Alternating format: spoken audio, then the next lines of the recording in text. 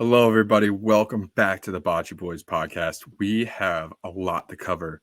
There was a lot of college basketball action this weekend. I don't even know what to start with. We're just going to start the show right now. Make sure you tune in. It's going to be a long episode, a lot to get to.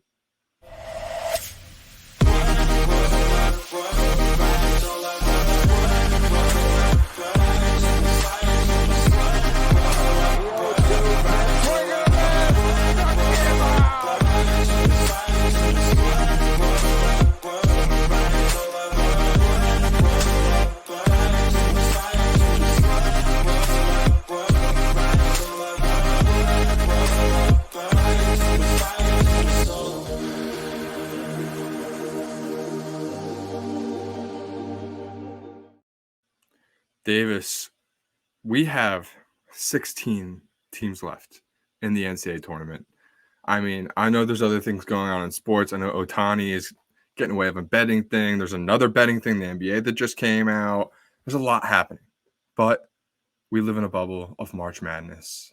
And the madness was here this weekend, my man. Oh, my God. Oh, my God. Oh, you're muted? You're muted? There were a lot of games. Yep, right? yep. We'll touch on a lot of them, but oh my God. I mean, we saw everything. We saw blowouts. We saw close to buzzer beaters, no actual buzzer beaters. We saw very close to buzzer beaters. We saw a game land 102 to 100. I mean, absolute insanity. Oh my God. Ethan, we almost saw it all. Almost. Just about almost. The only thing I don't think we saw, I mean, people will maybe debate this, the Colorado-Florida game, not really a buzzer beater. It kind of was. That was really the closest we got to that. We got a lot of close game winners, but you're right, Davis. The most important thing is we got a lot of good basketball. And my God, I don't even know where to start. Flash the bracket up on the screen, Davis, because let's just get a refresher of where we are right now. Like I said, only 16 teams left in the East. UConn, San Diego State will face off this weekend. Illinois, Iowa State. You can go down the list. We can look at this all. But, Davis, initial thoughts. What is the biggest surprise out of the teams in the Sweet 16? Yeah, I mean, honestly, it's hard to say because obviously I had it, and there were definitely a few things I had wrong and we had wrong that we'll touch on too. But it's the fact that Auburn is not sitting here right now. You look at KenPom rankings and you're like, oh my God, this team's a 4 seed. They won their conference. Yep. Like, what's going on? They play an easy Yale team round one and then should match up well against a San Diego State team that doesn't shoot the three very well. Let's backtrack because they did not beat Yale. The classic Ivy League round one upset happens again.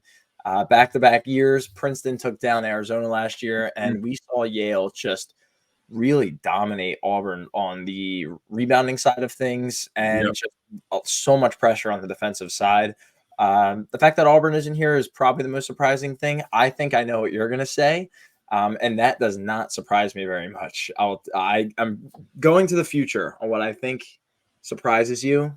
Does not surprise me very much. I think there's only two options here. And the thing that surprises me most is that Clemson is still here. Okay, that's not what I was thinking, but I got you. Yeah, Clemson is the biggest surprise because they were an underdog in their first round matchup against New Mexico. They didn't win their conference or anything like that. But, Davis, they should not be here. A lot of people did not pick them in their brackets, betting, whatever you want to call it. They were not supposed to be here. And they are. And, Davis, they look pretty damn good. And I don't know what we're going to get into later about picks and all that stuff, but Denver versus Arizona is going to be one hell of a game, Davis. Like, I would not count the Tigers out. Yeah, I mean, look, the ACC has been playing really well. I mean, we see ACC champion powerhouse. Go ahead. Yeah, do it. That's not probably everything I was saying, but NC State is still alive right now as an 11 seed. Oh, yeah. They're going to go up against the number 2 seed Marquette, who's definitely seen their struggles a little bit. They struggled with Colorado, but we're seeing Duke on the same side. We're seeing Clemson, obviously, in North Carolina. So, I mean, this is a very, very interesting bracket when it comes to the ACC side of things. But let's touch quickly even on the SEC, like I just said with Auburn. I mean, the SEC was terrible. We still, Tennessee's still alive. Yeah. But let's give them their flowers for sure. And Bama.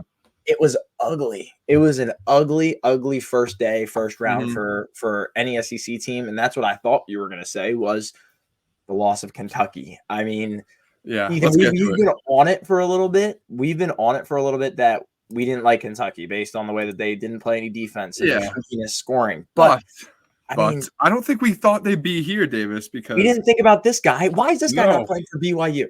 This is I my mean, guy. This is my guy. yeah, seriously. I mean, Jack Golke transferred from somewhere in Wisconsin, a D3 school. I think in the D3 championship last year, he had like 40 or 50 points. Like, dude is a baller. If you look at the graphic on the right, if you're looking at YouTube, Jack Golke this entire season shot 8 2-point attempts. 8 2-point attempts. He had 347 attempts beyond the arc. Absolutely insane. I wish I knew that going into this game, because if you can look at the YouTube as well, my man had 32 points, 10 threes as well.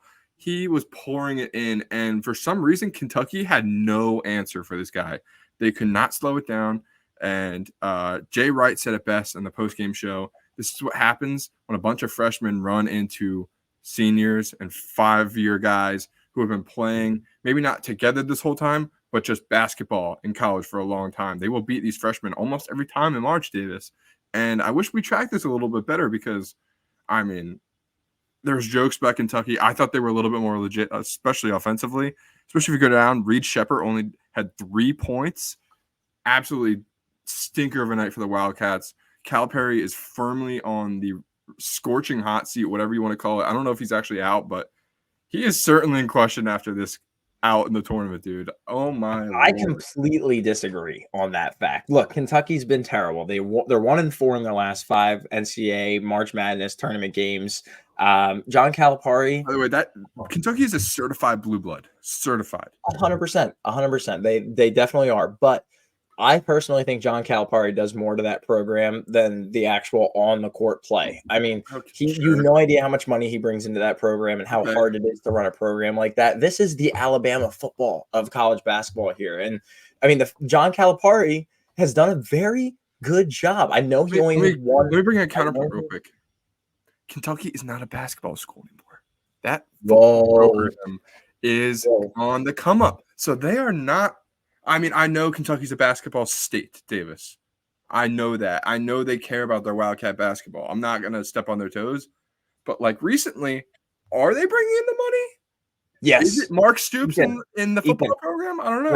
Great stat from you that I heard from the one and only co-owner of Adeline Group, Steve Volrath. Kentucky's the only college in college sports. And this might be a stat that's a few years old. I'm not sure. Okay. Didn't do my research. Kentucky is the only program in college sports that makes more money in their basketball program than their football program. The only. I'm just saying, it's not the dominant Titan it used to be. That's all. 100%. But they've made $1 billion, and that's literally $1 billion in the NBA. It's an insane mark. But here's the college is going to touch. Calipari has been touting how well he turns out basketball NBA prospects, and he gets them contracts in the NBA. That's great, but that's going to get him fired, because, like, the fans are going to want what's happening now. They want success in college. They want a couple 4-year guys who are going to stay and lead these freshmen. Not all freshman rosters. I mean, maybe I'm wrong and Kentucky comes back and wins a national championship next year, and I'll totally eat my words if needed. Totally. But I don't know. It just feels like, Coach K at the end of his Duke run, where it's just like, I don't think Coach Cal would retire, but maybe it's time for him to move on from the Big Blue. That's all. Yeah, I mean, we'll see. I don't love him as a coach. He's just a good program director. He's very good at orchestrating the shots and knowing what to do on and off the court. Look, another university would pay hand and fist for him.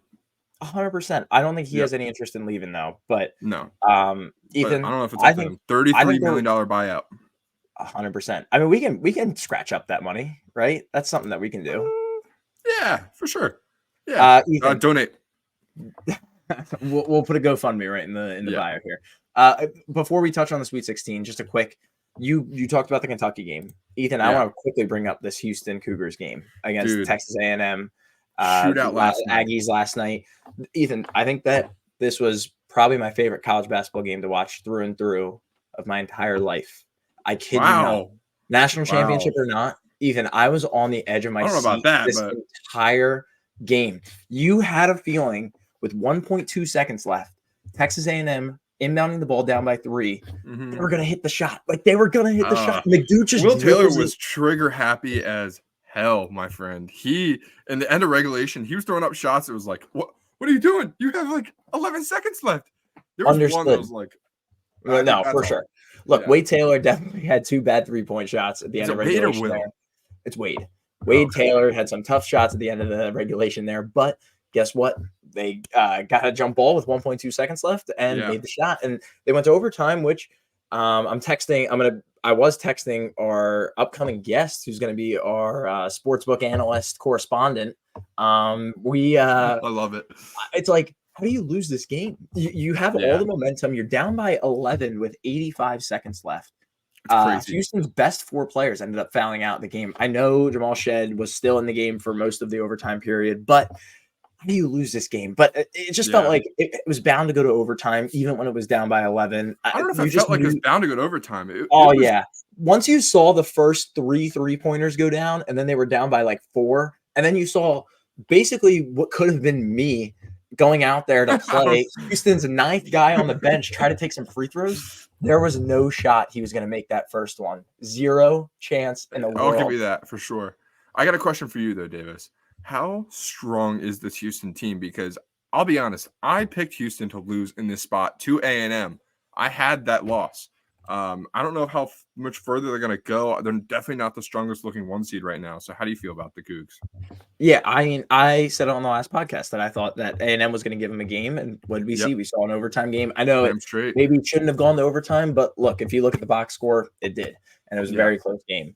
Ethan, I had them losing right in this next matchup that is against the Duke Blue Devils. I mean, they were on a great buy low spot yesterday going up against JMU, a team that was hot, ended up crushing the Wisconsin Badgers, another team that we were talking about. And I know I was saying that there was value on them at 80-1 to win the national championship. But, I mean, you had a feeling that was going to be a 5-12, just classic 5-12.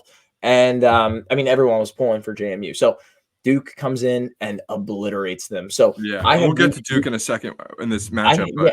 I have Duke beating Houston in this next matchup. And to be completely honest, Ethan, if the hot hand's running, I don't see an overtime period. And I don't see I'll take the points with Duke. And I mean, obviously right now I'm taking the money line 100%. I think that they come out and you can definitely find some value on it.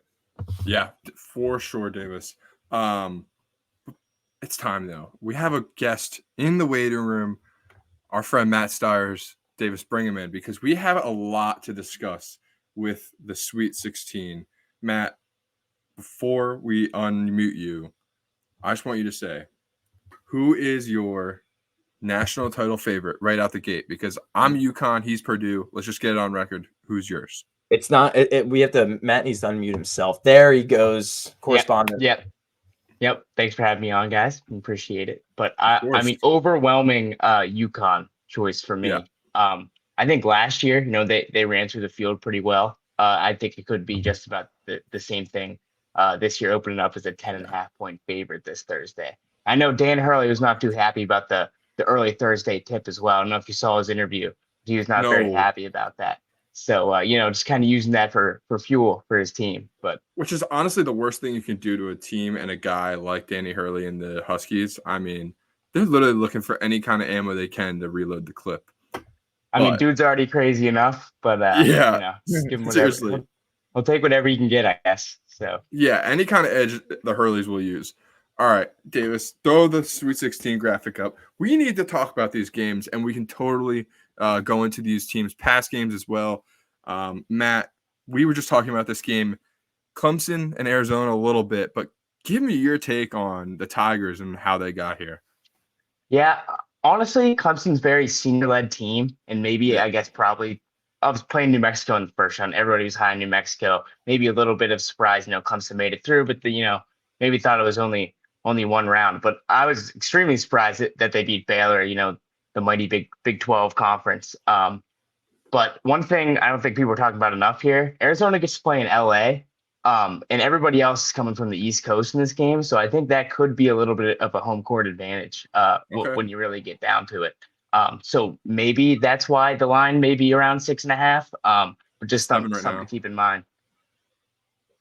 So, yeah, I completely agree. I think that's definitely something to look out for. And look, Arizona's been great this year, and I'll touch on it right now. Matt and I are in a survivor pool for college basketball picks right now, which is actually funny enough. We've got 5 guys who started it. We've got 5 guys who are alive still.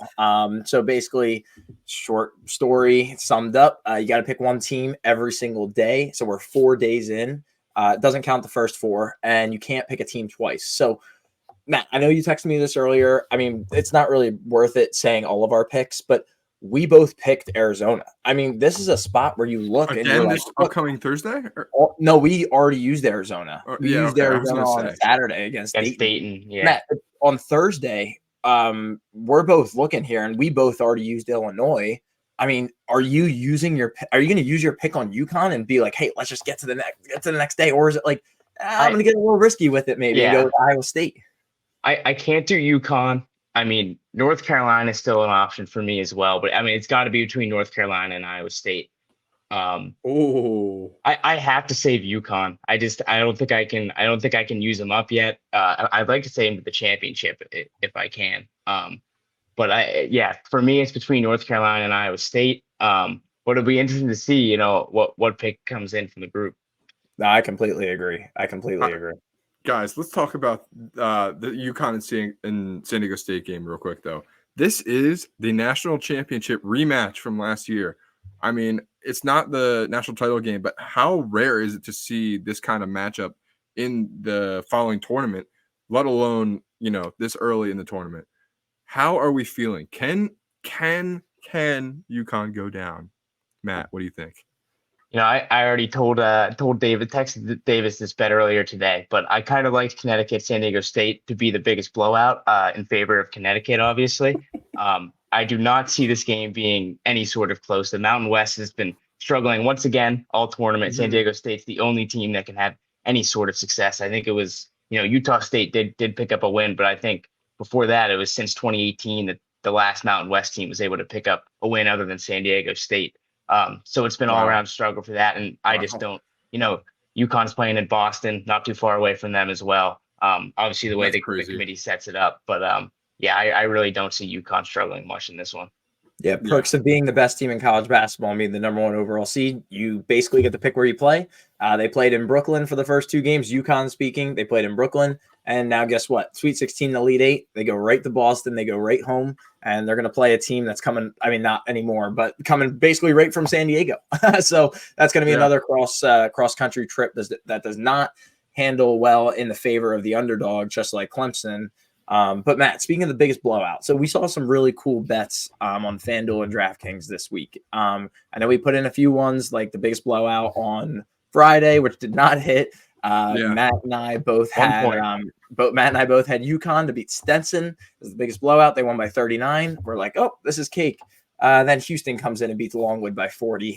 So that wasn't very. It's the madness of March, fellas. You never know what's going to happen. As our sports betting correspondent, what's like one of your favorite bets? And let's do March Madness, and then let's go overall bets because I'm just curious. What's one of your like favorite props?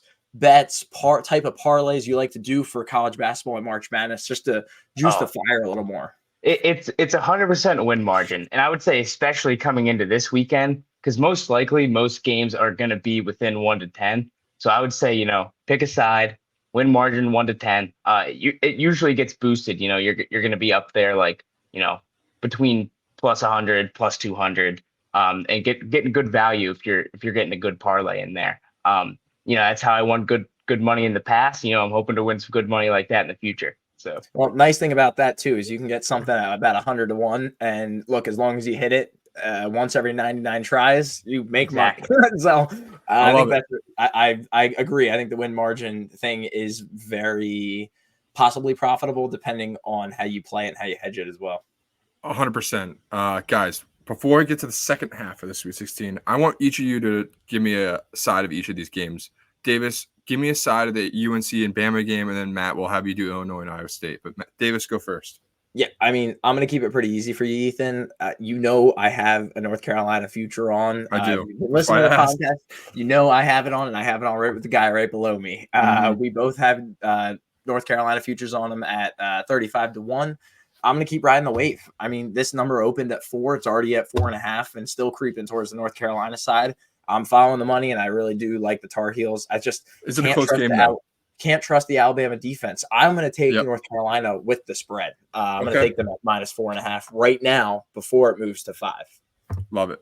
Matt, what do you think about this Illinois and Iowa State game? Because this one's going to be tough. It's a matchup of two completely different styles. So, I mean, pick one. You like defense more, you like offense more. In all honesty, I'm not sure if I can trust Iowa State. It's tough to say that I can trust Illinois, but I got to say I'm kind of leaning more offense. Yeah. I don't see Terrence Shannon scoring less than 20 in this game. Nope. I'm not sure many people can stop him, especially if the refs are going to keep blowing fouls the way that they do.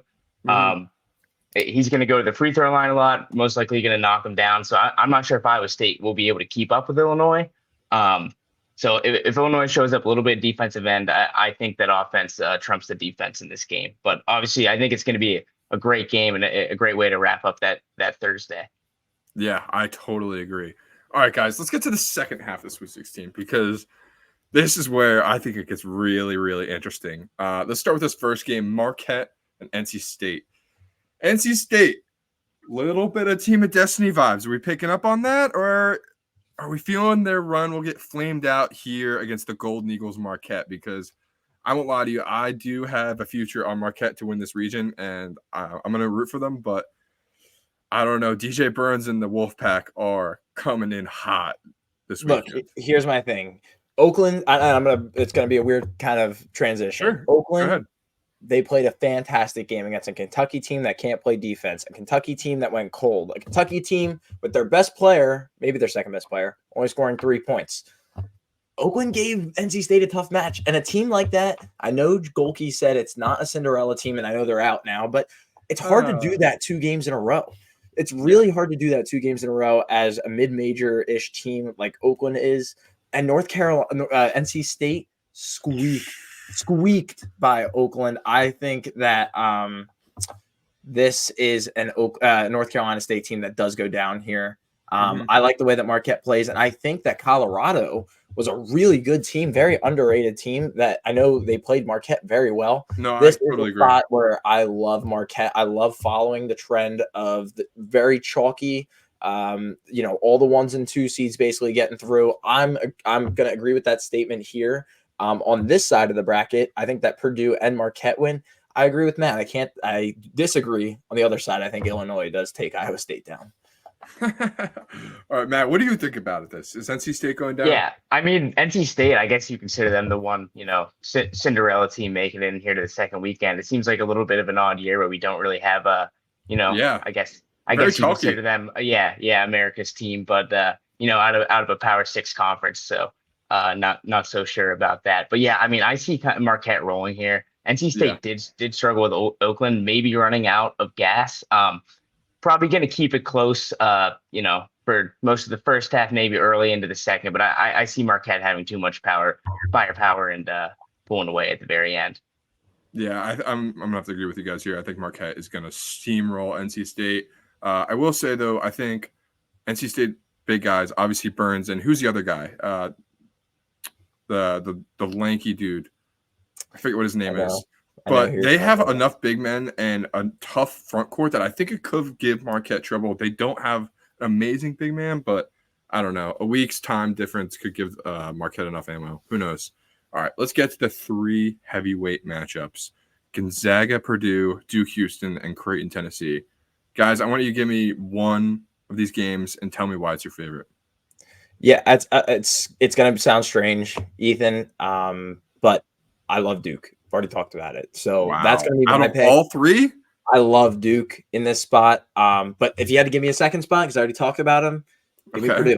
They're the second best team in this field by a wide margin. I think it's Gonzaga, UConn, Purdue, and everybody else.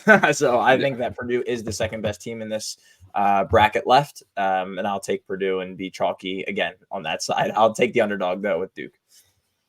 Yeah, I got to be honest. I do like Duke with the points. I'm not so sure about the money line yet, but I mean, Duke, it really impressed me actually against JMU. I thought that game could be close. JMU rolling in with a lot of confidence. Only 3 losses on the year. Win early, beating Michigan State and East Lansing. So I was really impressed with them, and Duke just handled business. Obviously, maybe a little bit lucky shooting the 3. McCain putting in, I think, what was it, like six or seven? That was his best game of the year, correct? Yeah. I mean, over 30 points. So that may be a little bit of luck there. So maybe that line maybe a little bit inflated now because of that. Just maybe from some overreaction. But I mean, Houston did take on Texas A&M, and that, I mean, if Texas A&M was in the middle of the bracket, I think that they would have done some damage. Going up against Houston in the second round was definitely not lucky. But down the stretch there, Texas A&M was playing probably like a top 25 team in the country, and I think were they not destined to get an 8-9 seed there though?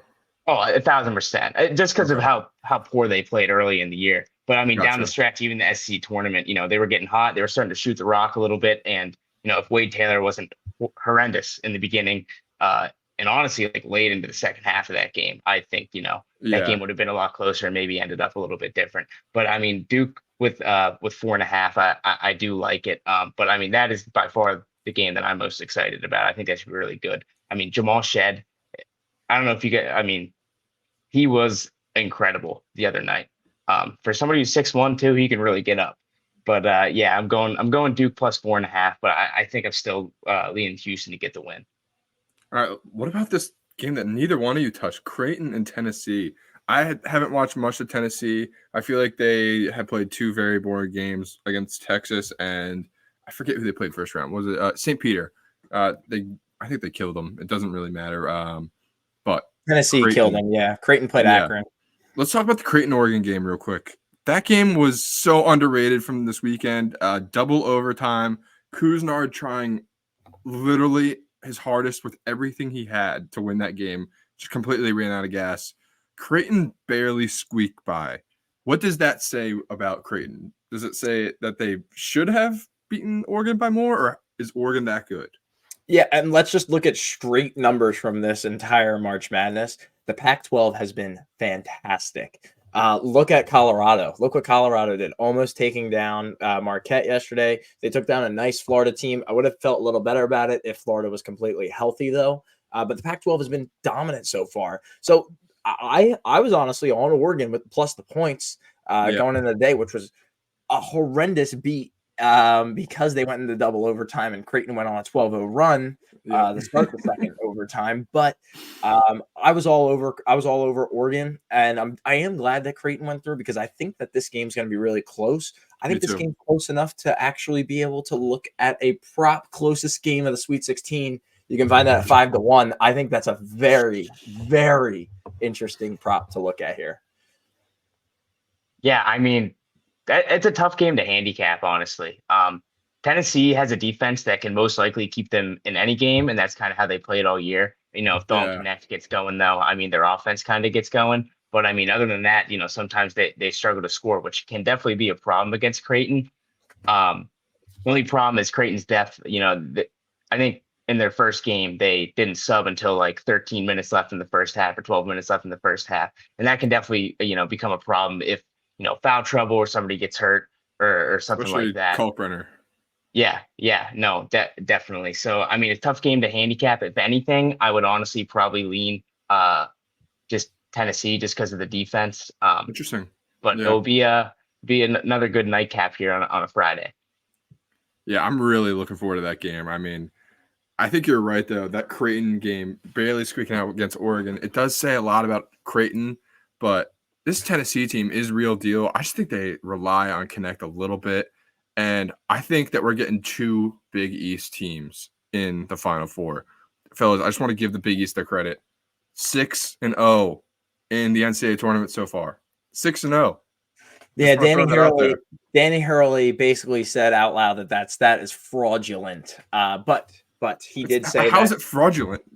Because there were only 3 teams in, and that made Danny Hurley's Correct. point of saying, "Hey, there should have been more teams. Seton Hall and St. Yeah. John's should have made this tournament." We talked about that on the last podcast, right before the first 4. Mhm. Big East has been obviously fantastic, but I'll take the Pac. Also, the ACC is surprisingly good. I think they're like 8-1 or something like that. Absolutely insane. They've got 4 teams in there now still. Mm-hmm. They sure do.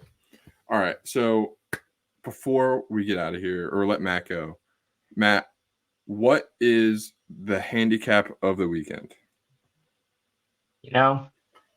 Honestly, I know Dave's touched on it a little bit. I got to go with North Carolina minus 3.5. Alabama, I wouldn't say was necessarily impressive in their first 2 games. I guess I'm not sure if you guys watched a lot of that Alabama Grand Canyon game, but Alabama is one of the most undisciplined teams like I've seen.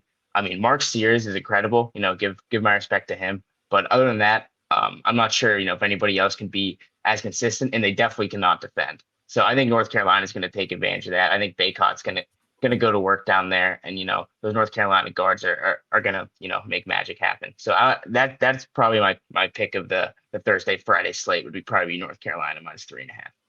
And then do you have any bold predictions for who makes it to the Final Four after the whole weekend? It's a good question. Honestly, I know Davis mentioned it. I think this isn't necessarily a Final Four pick, but I think Gonzaga can give Purdue a scare. Me too. They already played them once this year. It's only a 10-point game. It was early. Gonzaga improved throughout the year. Actually beat, I know I'm saying Kentucky. They lost to Oakland, but they beat Kentucky impressively, actually at Kentucky, which is even more impressive. Okay. Kentucky's got some bigs in there, like 7-1. Obviously not like Zach Edey, National Player of the Year, but it's still did incredible playing Kentucky. So, I think they could definitely give him a scare. Who's their big guy? He's very, very, very good. Well, they have 2. The one guy didn't play for a while throughout the year, and now he finally started playing again. Yeah, but it was. I was very impressed. Whenever I watched that Gonzaga game then, so I think if Purdue guards knock down shots, it's tough to beat them, but it's all up to them. Let's be honest, it's tough to beat any team when they're knocking down their shots. That's why it's March, right? It's crazy. It's crazy time of year. Matt, our sports gambling analyst correspondent, really appreciate you being on here, buddy. And we'll hope to see you soon. Yeah, definitely. Best of luck. Yeah, good luck this weekend, Matt. Thank you. Peace out. Ethan, life lesson there while Matt was just on there. Just wanted to give you a heads up. I had mentioned North Carolina minus 4.5. He said 3.5. What do I immediately do? I check the other books. Guess what? We're seeing some mixed numbers here, which I like. Uh-oh. You can get North Carolina at 3.5 on FanDuel. Okay. I thought he was talking about last week's line against Michigan State first. No, you can get North Carolina at 3.5 right now on FanDuel. It's 4.5 on DraftKings. Again, shop for your number. That's just a life lesson for me and anyone watching who does bet or even just is interested in it. Shop for your number. And we'll timestamp this. We're recording at 8:15 on Monday night. Correct. So get the number while you can. 33.5 minutes through this video. If North Carolina wins by 4, it's going to be this video should be blowing up because that is exactly you need to shop for your number. Just like how we shop at TJ Maxx for the deals, you need to shop for your deals on the books. We got life lessons and sports bets and sports takes on this podcast. You better stick around. All right, Davis. Before we get out of here, let's do a little cleanup from the weekend. I got a couple stats for you. Just throw them up. First off, I was dying to say this during the discussion, but I wanted to let it breathe. But I do think Gonzaga can beat Purdue because let's give Mark Few his flowers. 24 straight NCAA tournaments appearances. That is 9 straight Sweet 16s. Has been a part of March Madness in every season since he's been a head coach, and probably his best job. Argue that he doesn't have Chet Holmgren or Jalen Suggs exactly. This team is very, very good. He has one of the Nemhards, but this team is very underrated. And they killed Kansas in that game last weekend, man. I was not expecting them. I did have, speaking of win margins, I had Gonzaga 1-10 win margins straight up. And my God, that was never in question in the second half.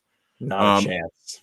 Yeah, on the left side, speaking of dominance, This is a KenPom win probability in the last 10 minutes of regulation. This is extremely important because this is just basically when you win the game or not. The most dominant teams, obviously, we talked about UConn being in there. Purdue is in there. Illinois and Gonzaga, though.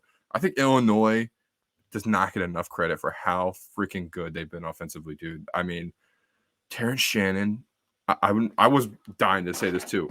He is probably the best NBA prospect in the tournament right now. I mean, two-way God. There isn't a guy in a tournament that can score like him and then also go defend their best player like him. Yeah, I mean, Illinois is that streaky team. I mean, look, they were literally up by, I think they were up. I don't think they were down, but I think they were only up by 1 point at halftime to Morehead State. Yeah, in the first round. I mean, yeah. I know Illinois pulled away, but Shannon was like 7 for 10 from the field too. That's exactly why we look at these games, and anybody can win on any given 40-minute game, and you look at it on a 20-minute interval span. Any team can win a half, like very easily. Like, I'm not saying that me and you are going out there and doing it, unless we are, but I think that like you never know. Like, Purdue could go cold and lose the first half by 20 and come back and win the game. We have no idea. We saw A&M down by 9 last night at the end of the first half, and then we saw them down by 11 with 85 seconds left, and they still pushed it to overtime. It's just who's hot, who's got the hot hand. Yeah, for sure. And then the least dominant teams, excuse me, Bama, surprisingly in there, the number 1 least dominant team. I mean, they scored 100 points against Charleston that first game. That game was never in question. But they had a lot of trouble against Grand Canyon last night, man. Grand Canyon, in my opinion, should be here. They just didn't have any kind of organization down the stretch on offense, unfortunately. But I really don't think Bama is going to have any sort of shot against UNC. I think you guys are right. Whatever number you want to pick against UNC, take it, because I think the Crimson Tide go down.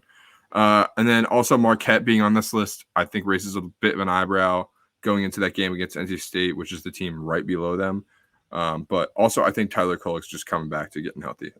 That's it. Yeah, and look, he dominated the last 3-4 minutes of that game against Colorado yesterday. We're looking at some of these stats, and it's really just, obviously, I don't know if we touched on it specifically, but these stats are based on the final 10 minutes of regulation and overtime. So, I mean, we're seeing Creighton at the very bottom of this list as the least dominant team. We played 2 overtimes against Oregon. Correct, exactly. They only have an 8.7% cumulative minimum win probability, but that's based off of the fact that they were losing a lot of that second half, or at least tied, and then Oregon went up in overtime. They were down at halftime. They may have been down at halftime. That game was within 4 points the entire way. I feel like I love the games like that. But the last team on here is NC State. I mean, I'm not trying to be that kind of guy, and I hope you don't know. I'm not wearing an NC State shirt. I was wondering. I respect my red for the Wolfpack, but at the same time, my red's for the Phillies. So I agree. I cannot get behind this Cinderella, because you look at some of the stats that got FAU there last year. The team that shot the 3 really well and defended the paint really well. Those are 2 key aspects. Look, NC State can be streaky from 3, but I mean, they rely on Burns down low in the post, and they rely on their perimeter defense. He closes out games for them in every facet. I heard on the broadcast, they were like, usually you rely on your point guard or maybe a wing guy down the stretch with the ball in their hands at the whole time, not just to score. And for them, it's DJ Burns. He makes the right pass. Like, dude, kid is the real deal. I don't know where he's going to go after this year, whether he stays, whether he goes on, whatever. But, I mean, it says a lot that this guy is in the position that he is. That's all. 100%. I mean, again, we'll see. It's March, but I'm off the Wolfpack bandwagon. Hopefully it doesn't come to bite you in the ass, because I'm memorizing this timestamp in my head just for clips next week. We'll see. We'll see, Davis. All right. Well, before we get out of here, a little bit more college basketball news, actually. Some coaches moved around. I know the transfer portal is opening, and that is mayhem right as the season ends, but the coaching portal pretty much opened. And the FAU coach, Dusty May, I think is the biggest coaching hire that we need to talk about. He's heading to the University of Michigan, Davis. I don't know how much you love Dusty May one way or the other, but I think this spells difficulty for your Penn State basketball fandom. No? Yeah, I think Dusty May is a great hire because I think that a sheet of paper may have been able to coach better than Juwan Howard did there. He was atrocious. I think Dusty May is an upgrade for sure. Yeah. I think they need to revitalize their program, and they're bringing in the new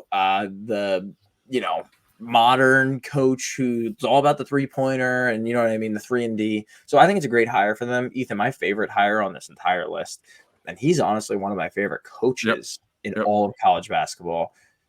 Danny Sprinkle. Love Danny Sprinkle. Love Danny Sprinkle at Utah State. He was just, obviously Utah State more trouble for the Big Ten. The Aggies won the Mountain West this year. I got to watch a lot of Utah State games. I grabbed them mid-year to win the regular season, which they did. So I was locked into a lot of late night Aggie games while riding the bike for my stupid 75 hard thing now that I'm over. But him going over to Washington's a program that they're always middle of the pack, I feel like, again. And it is a program that's fun. And Ethan, you're going to hate me. A lot of NBA draft prospects. Yeah. You're going to hate me for saying this. Washington was fun when Markelle Fultz was there. Oh, yeah. Markelle Fultz, Washington never got drafted. Washington was fun like a few years ago. And I think they want to be what Oregon is. A team that is. Don't forget Matisse Thybulle, right?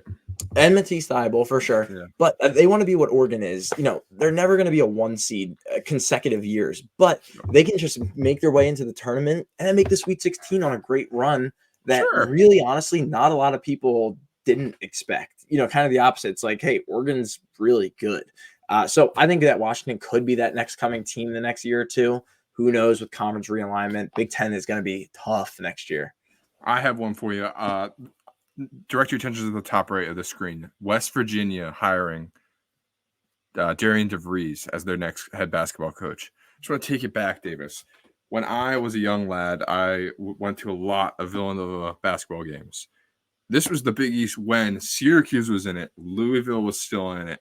UConn's first stint never ended. And also West Virginia. They were a Big East team for a long time, and they were damn good basketball team for a long time. I know they're mostly football and whatever, but they're a damn good basketball team. And I know Huggy's gone for whatever reasons, and it's time to move on, but I think this is a problem. I think West Virginia is going to start to revitalize their basketball program, and I think it starts next year because I think they're going to get Tucker DeVries in the transfer portal.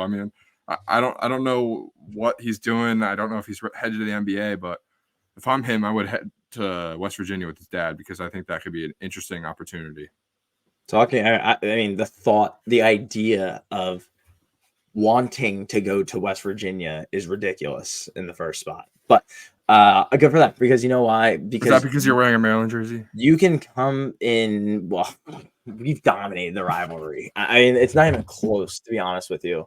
So the answer to that is yes. The Big 12 is the conference before realignment. Again, who knows what next year's going to look like? But before the realignment this year, you're seeing teams that came in 8th, making decent runs in the tournament. In the 8th in the regular season.